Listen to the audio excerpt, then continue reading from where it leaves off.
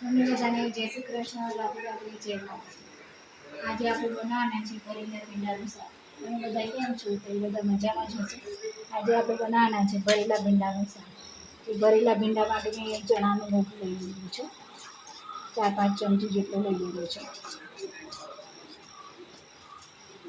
હવે આપણે આના અંદર નાખી દઈશું આ જે સિંગદાણા છે, લીમડાના પાન છે, મરચાં છે, એ બધું ક્રશ કરી દીધું છે, એ નાખી દઈશું. પછી આના અંદર આપણે નાખી દઈશું થોડું 1 ચમચી જેટલું જીરું નાખી દઈશું. પછી 1 ચમચી જેટલું આપણે સૂકું મરચું, લાલ મરચું નાખી દઈશું. હવે આપણે આટલી 5 ચમચી જેટલી હળદર લઈ લઈશું. 5 ચમચી લીધી, હજી એવું લાગે થોડીક લેવી પડશે, બીજી 5 ચમચી એટલે અડધી ચમચી જેવી હળદર લઈ લીધી આપણે. પછી આ 1 ચમચી અને આ 2 ચમચી જેવું ધાણા જીરું પાવડર લઈ લીધો. આ થોડો એક ગરમ મસાલો લઈ લીધો, 1 ચમચી જેવો, નાની ચમચી જેવો. આ થોડા કોથમીર લઈ લીધા, લીલા ધાણા લઈ લીધા.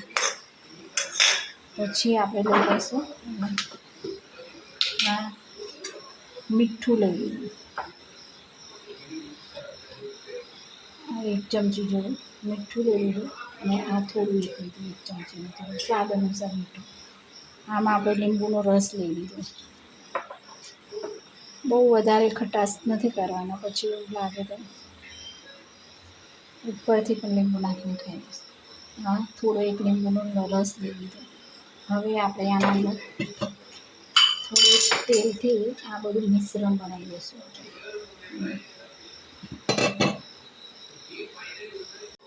હવે આપણે આ ભીંડા છે એ ધોઈ નાખ્યા, આ વચ્ચેથી આવી રીતે કટ કરી દીધા છે. આપણે વચ્ચે આવી રીતે માવો ભરી દઈશું.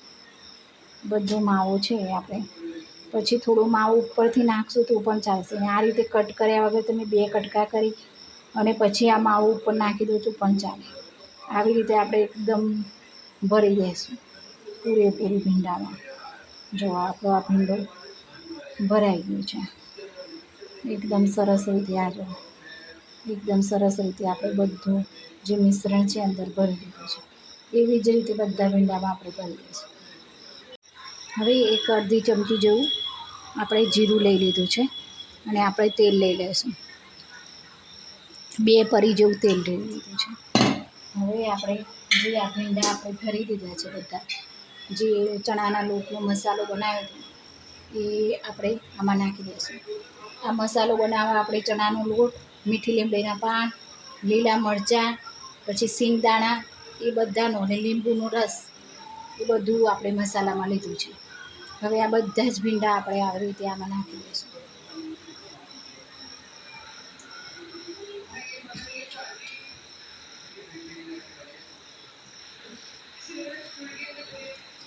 આપણે આ બધા ભરેલા ભીંડા આમાં નાખી દીધા છે તેલમાં.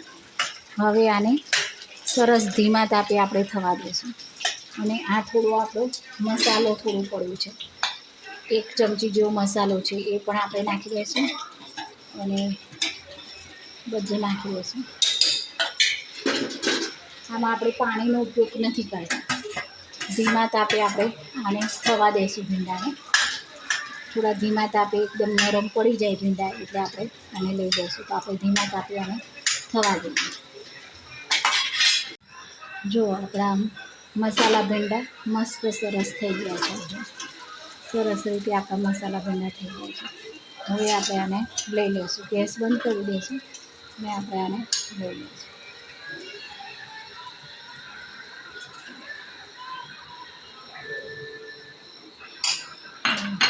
આપણા મસાલા ભીંડાનું સરસ મજાનું શાક તૈયાર થઈ ગયું છે. હવે આપણે ઉપરથી થોડો કોથમીરથી સજાવી દઈશું. તો આપણા મસાલા ભીંડા તૈયાર છે.